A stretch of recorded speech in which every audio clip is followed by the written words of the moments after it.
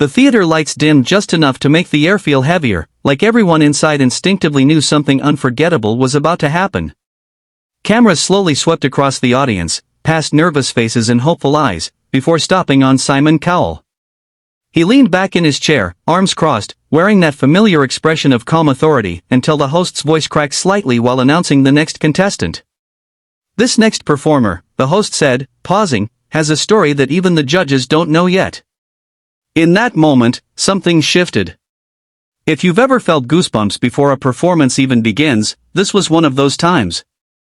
And before this story unfolds, remember, if moments like these move you, don't forget to like the video and subscribe to the channel, because stories like this deserve to be shared and remembered.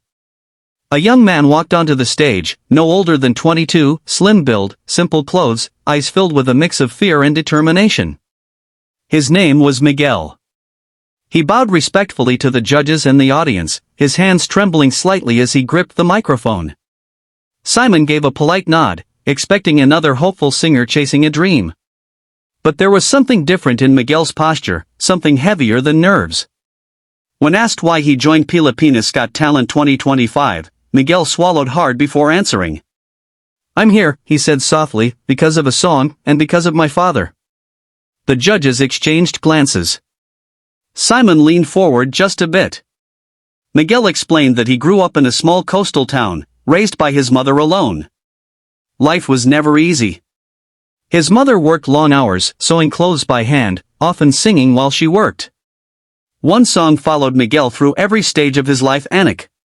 She sang it when he was sick, when he failed exams, when he felt lost. As a child, Miguel didn't fully understand the lyrics, only that the song carried warmth and sadness at the same time. It wasn't until his teenage years that he learned the truth. His father wasn't gone because he didn't care. His father was Freddy Aguilar. The audience gasped. The judges froze. Simon's eyebrows rose slightly, but he said nothing. Miguel continued, voice steady but fragile. Freddy Aguilar, the legendary Filipino singer who made Anak a timeless anthem, had been young, struggling, and afraid when Miguel was born. The relationship with Miguel's mother couldn't survive the pressure of fame and poverty colliding. Freddy left, promising support that came quietly and from afar, never publicly acknowledging his son to protect him from the harsh spotlight. Miguel grew up loving his father's music without ever hearing his father's voice call his name. As Miguel spoke, the audience listened in silence. Some wiped away tears already, sensing what was coming. Miguel looked down at the stage floor and said, "I don't want fame. I just want to sing the song that raised me, and tell my father that I understand." Simon's face softened, the sharpness gone from his eyes.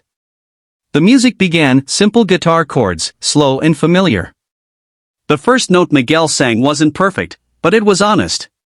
His voice carried the weight of a child who waited by the door, the confusion of a teenager who questioned his worth, and the forgiveness of a young man who finally understood.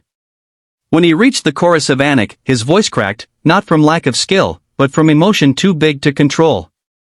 The audience felt it. This wasn't just a performance, it was a conversation across years of silence. As Miguel sang, the camera cut to Simon. For once, he wasn't evaluating technique or stage presence. His jaw tightened, his eyes glistened.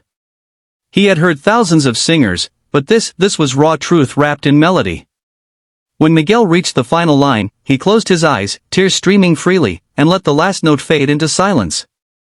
For a heartbeat, no one moved. Then the theater erupted.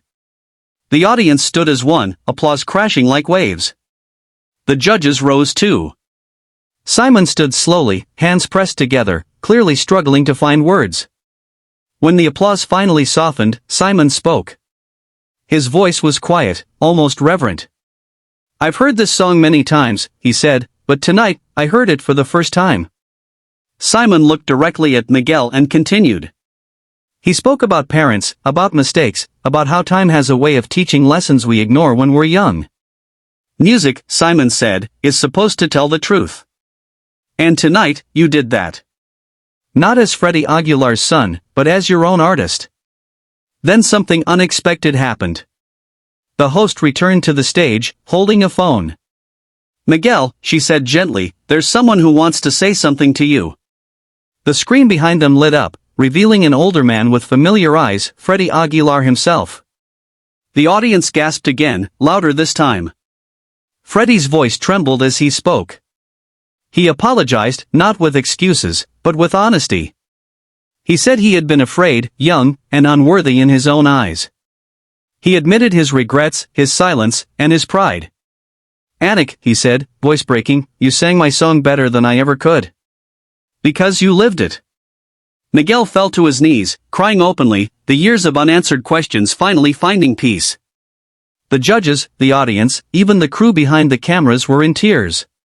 Simon wiped his eyes and pressed the golden buzzer. Gold confetti exploded from above, raining down as Miguel looked up in disbelief. The moment wasn't about winning, it was about healing. By the end of the night, Miguel didn't just leave the stage with a standing ovation. He left with something far greater: closure, forgiveness, and a future shaped by truth instead of silence. His story reminded everyone watching that parents are human, children are resilient, and music has the power to bridge even the deepest distances. As the episode faded out, one message lingered in the hearts of millions: it's never too late to understand, to forgive, or to sing your truth. If this story touched you, if it made you think of your own family, your own journey, don't forget to like this video and subscribe to the channel.